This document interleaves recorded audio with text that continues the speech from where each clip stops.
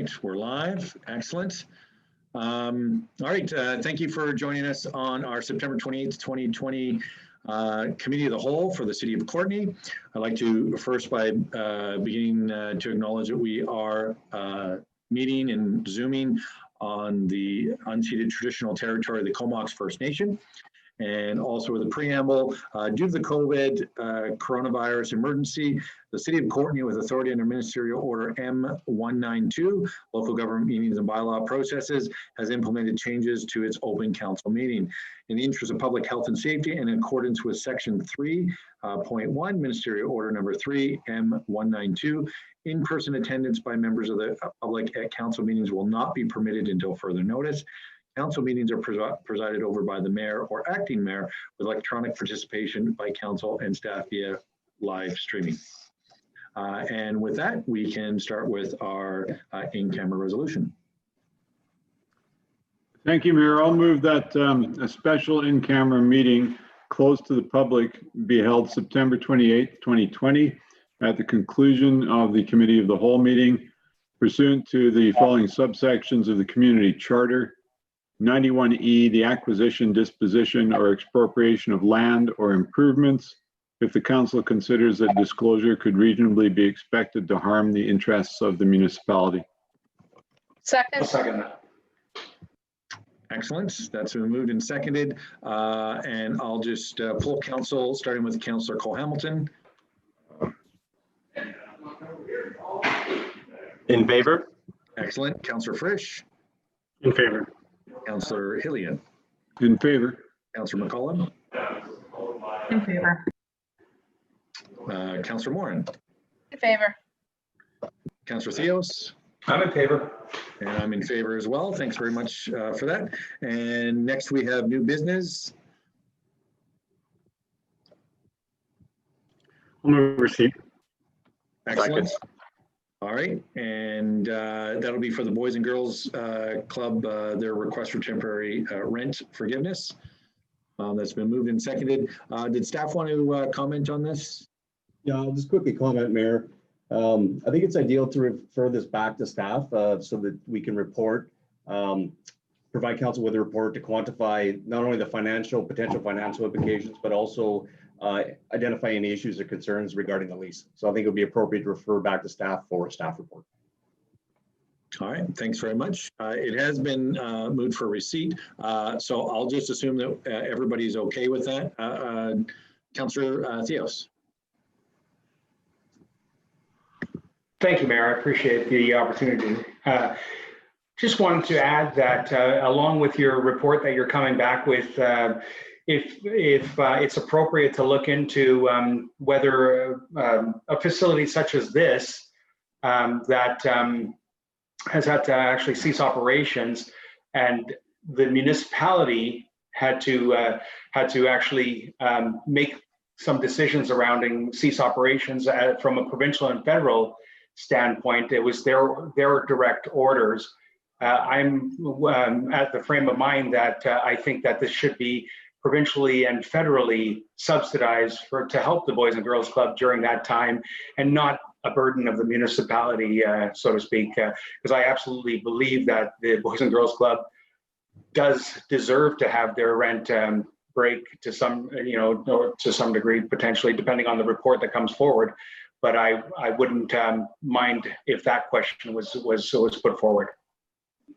Okay, and I think the challenge that we have is that if it's municipally owned, and there's a couple other provisions as well, but we run into the roadblock that it just doesn't meet the criteria of the federal government. I do know that there's been a big push, speaking with our MP Gord Johns, to really flip the rent subsidy program right now, where you basically have to own a building, have a mortgage, not be a government entity. Like there's a sort of a long checklist of things that really create a bunch of cracks. Of course, the first one being that it is something that is up to the landlord actually. So a lot of tenants across, commercial tenants across the country are faced with very similar issues. So, but I do see some other hands up, and Councillor Morin. Yeah, that was my question. I didn't know if that had been cleared up yet, whether we would qualify for the CCRA or the commercial rent assistance program so that we could, as a landlord, but I guess staff will look into that. Thanks. Yeah, okay, that'll probably come back in the report. Councillor Frisch. Yeah, thanks, Mayor. I was just going to move that we request a report in response to this letter from the Boys and Girls Club from staff. Okay, thanks very much. Second that. All right, that's been seconded by Councillor Cole Hamilton. Fantastic. Councillor Frisch, just so you know, your audio and your video is a little stuttery, but you're coming through, but I'd say only at about 80%. So I'm not sure if others are hearing the same as I was hearing, but just as a heads up. Councillor McCullum. Thanks. I just was looking for a clarification, and I think this is a question for staff. In the letter, they refer to having their rent waived for April, May, June, and July. Is that correct, that we've already waived 4 months of rent and they're asking for further relief for August and September, or am I misunderstanding what's in the letter there? Yeah, thank you for the question. It's my understanding they haven't yet, but I'll certainly seek that clarity, and that'll be in the staff report. Okay, thanks. Excellent. I don't see any further questions, so I'll just poll council on that motion, starting with Councillor Cole Hamilton. In favor? And Councillor Frisch. In favor. Councillor Hillian. In favor. Councillor McCullum. In favor. Councillor Morin. In favor. And Councillor Theos. I'm in favor. And I'm in favor as well. Excellent. Thanks for that. And if somebody can move the next request. I'll move receipt. Excellent. And this is for the Courtenay Recreation Association request to resume services. And if somebody could second that. I'll second that. Thanks, Councillor Cole Hamilton again. Quick to the draw, and I'll pass it over to staff. Thank you, Mayor. I think this is another example of a staff report so that staff can review the request. I will say that in the context of the recent events surrounding COVID, that we continue to open up our facilities in a very slow and measured way. But I think that a staff report will identify that and certainly identify the safety programs and all the necessary satisfies of the ministerial orders. So a staff report. Okay, excellent. And so again, this has been moved onto the table for receipt. I'm going to assume everybody is in favor of that, so we can dispense with that in case somebody wants to move a motion. And Councillor Frisch. Yeah, thanks, Mayor. I was just going to again move that we request a report from staff regarding this request from the Evergreen Club. And if it's seconded, I'll speak to it. Second it. Okay, Councillor Cole Hamilton seconded. Is my audio reasonable at this point? Yeah, your audio and your video seems to be pretty stable right now. Mm-hmm. I got a good deal on my internet, so you know. But I wanted to ask staff if they are in regular communications with the Evergreen Club, and it kind of sounds like they've already been talking with staff to some degree, or is this a surprise request from them? No, I would suggest this isn't a surprise, and I know that the director's been in constant communications with this group, and I think that was really the impetus behind this request.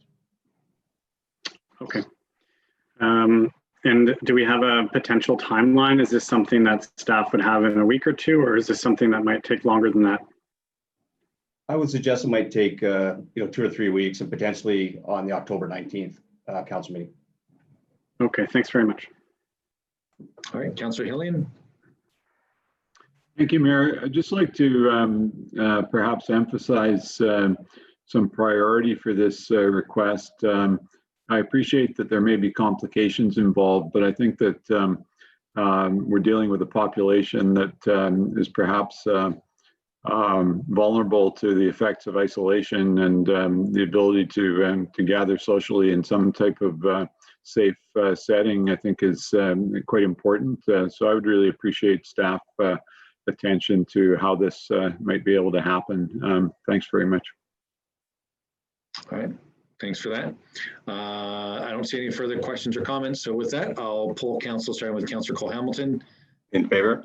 Councillor Frisch, In favor. Councillor Hillian, In favor.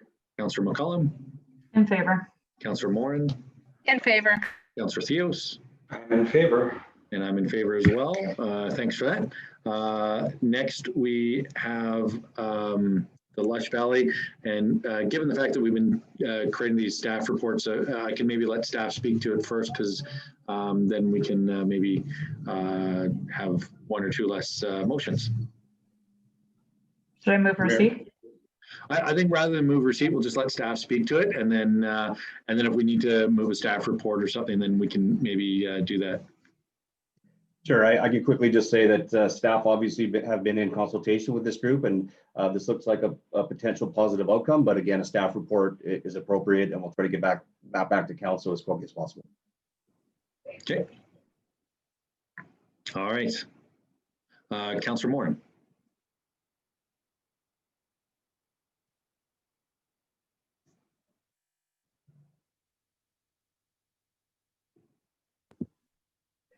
Sorry, I was kept clicking my button, wouldn't unmute me. Yeah, I just wanted to, I guess, repeat what Councillor Hillian said about the last issue. If this could be kind of expedited, that would be great. I also did get some information from Lush that they're also looking for some office space, and they do have money that could go towards rent if there was a facility that had some office space, that they could actually contribute about $800 or so towards rent, and maybe that would offset some revenue for whatever space, if there is something available at lawn bowling. I don't know. Of course, we're supposedly into the second wave now, and schools are up and running, and all those food programs are really important. So hopefully we could have a staff look into this fairly quickly. Thank you. All right, thanks for that. Councillor Frisch. Thanks, Mayor. So my understanding of this letter, and I guess I'm looking for confirmation from staff, is that Lush is currently using the lawn bowling facilities to deal with the food, and they're expecting that they'll be asked to leave. Is that staff's understanding as well? No, actually, Lush is actually utilizing the regional district facility, but of course the ice is going back in, and they want to use the lawn bowling facility. It was an option that was identified by the Director of Rec and Culture as a potential positive outcome. Right. Okay. And so is there a timeline for them as far as you know? I'm not entirely clear on that timeline, but it's my understanding that it's a couple weeks away. Okay. Because if we're not using the lawn bowling center and we're opening things slowly, as you mentioned, I wonder if we could, if it would just really be easy to allow them to use it. But maybe we could just get this report back sooner than later, same as last one. I'm sorry to have to say that. I know you guys are really busy, but I'd hate to see something like this be interrupted, especially right now. Yeah, I would just say that the priority is been made very clear tonight. I will say that staff capacity is stretched, but we'll do our best to get the reports quickly as possible. Thank you so much. Yeah, it's the curling club, which is why with the ice coming in, it's going to kick them out. So, and I didn't see the date in there, but obviously it's imminent. So, Councillor Moran. Great, thank you, Mayor. I just wondered if it would make sense to pass this in principle, so that if staff did get some answers fairly quickly, they could go ahead and get this going before another meeting to discuss it. Would that make sense for us to approve this if it makes sense to staff and they're able to work that out? Mr. Kushner? I would recommend waiting on the staff report. I think we can have that back very quickly. I think that the director's already done some work in behind the scenes. We just really need to quantify well, a couple things. One is a potential revenue loss for if there are any rentals in that facility. I suspect there isn't, but we'll get that information back. But I think even more importantly is to stakeholder engage with the lawn bowling club to make sure that they're okay with the city, moving into that facility with Lush. Okay, thank you. And it, it wasn't in the letter, but they are looking for office space. So maybe that could get forwarded as well to the appropriate folks, so that that's a consideration, that there could be some revenue attached. Thank you. Excellent. And Councillor Hillian. Thank you, Mayor. I just wanted to note that the letter actually does specify that they've been told ice will be put in during the second week of October in the curling club. Having said that, I note that they've only written this letter September 21st, which is a week ago. So I think that a little earlier notice might have helped staff to get prepared for this. I note the Evergreen Club's letter was penned on the 14th of September. So they're a little bit ahead of the curve. Nonetheless, I appreciate that staff will do the best they can under the circumstances on both issues. All right, thanks, Councillor Hillian. Councillor McCollum. Yeah, I was just going to move that we request a report from staff to address the request in this letter. Second. All right, thanks for that. And we'll poll council, starting with Councillor Cole-Hamilton. In favor? And Councillor Frisch. In favor. Councillor Hillian. In favor. Councillor McCollum. In favor. And Councillor Morin. In favor. Councillor Theos. In support. And I'm in support as well. So that's all of us. Councillor Hillian, you had a follow-up? No, that's my hand not down yet. Sorry. Okay. All right, fair enough. All right, that passes. And then maybe we'll pass the next one on to staff as well. The BC Restaurant Food Services Association. Thank you, Mayor. Actually, with this one, I'd like to pass over to Ian Buck, our Director of Development Services, to provide some context and some background on this issue. Ian? Thanks very much. I think the end result is going to be another report to council on this one, but just as background, I'm sure you've all read the letter, and there's been 2 requests that I'm aware of from existing businesses of outdoor patios. The request is to extend the timeline of those into next year, and in particular in the immediate term is to deal with winterizing of them. I have done or had staff do a bit of research, and we've yet to come to a full answer, but there's questions around building code when it comes to putting these structures up, depending what they're doing, whether they're attached to buildings separate from buildings, fire department concerns over the heat sources that are put in them, as well as some operational concerns when we get into the winter with public works and things like snow clearing and what impact that could have on the facilities. Having said all that, I do believe we can get a report back to council for October 19th meeting that outlines what the options are, do a bit more research on, in particular, what Vancouver's passed a resolution, as well as Delta and North Van, to work with their building department, see what types of approaches they're taking. The existing permits do go until, I thought it was actually November 1st, but they are approved until November 30th. So there is a bit of time to get on this. I do note, in particular from downtown business, they're anxious to get on with procurement and what's required. Just until we do a bit more research, can't specifically answer what that's going to look like. Excellent. Thanks, Ian. And Councillor Cole-Hamilton. Yeah, thanks, Mayor. I actually received an email about this from a restaurant downtown just on Friday, so this is really, really timely. And I was just going to move a report exactly along the lines that Director Buck just spoke of. Excellent. All right. And Councillor Frisch, do you want to speak to it, or Councillor Cole? I just had, yeah, thanks, Mayor. I just had a quick question about if there were any different kinds of patios right now. I know that we maybe changed the rules not too far back. I wonder if they're still under the same timeline or if all the patios are supposed to be put away by November 30th. Yeah, thanks for the question.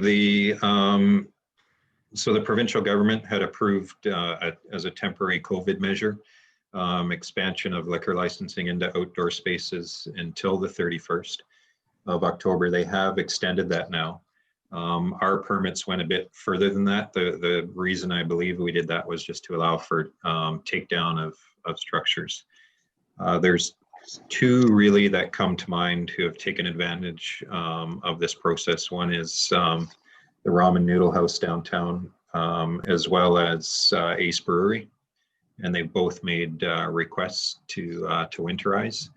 So, you know, of course, those two are looking at it. Not sure whether any others will pursue it. I'm not aware, other than Hen and the Hog has outdoor patio in their parking lot. Might be a bit trickier for them to winterize that, but that's all what we'll report back on what on the 19th. Okay, thanks very much. All right, Councillor Hillian. Thanks, Mayor. A general question for staff. We've had 4 requests tonight from organizations in the community and otherwise for actions. Do we have a routine process for contacting these letter writers to let them know what is transpiring, as opposed to them not being aware unless they happen to tune in to the meeting? It just strikes me in a couple of cases that it would be helpful for them to know that it is something being worked on and what the date is of an anticipated staff report. Yeah, thanks for the question. That's an excellent point. I think it depends on what the ask is. In many instances, staff are already in communications. If it's just sort of a one-off request, sometimes no, but I think it's a great suggestion, and we'll certainly make every effort to close that loop as soon as possible. Thanks very much. Ms. Richta. Yes, Mayor, thank you. Just to follow up on your question, Councillor Hillian, staff did send a letter or an email response to all the letter writers on the agenda today to acknowledge receipt and that it was going to be considered at today's meeting. Thanks very much. That's great. Thanks for keeping that communication and dialogue open. That's great. Okay, with that, we have a motion on the floor Councillor Frisch. Well, I could wait, but I was going to ask about these videos being on our website. I'm sorry, I could just look and find out, but are we still posting archived videos? Yep. Okay. So Yep, if someone right. could just easily go back and look and listen to the conversation. Yep, and it's right next to the agenda in the minutes. So it's all on one page. Well, my grandmother would be really happy too. Thank you. Fantastic.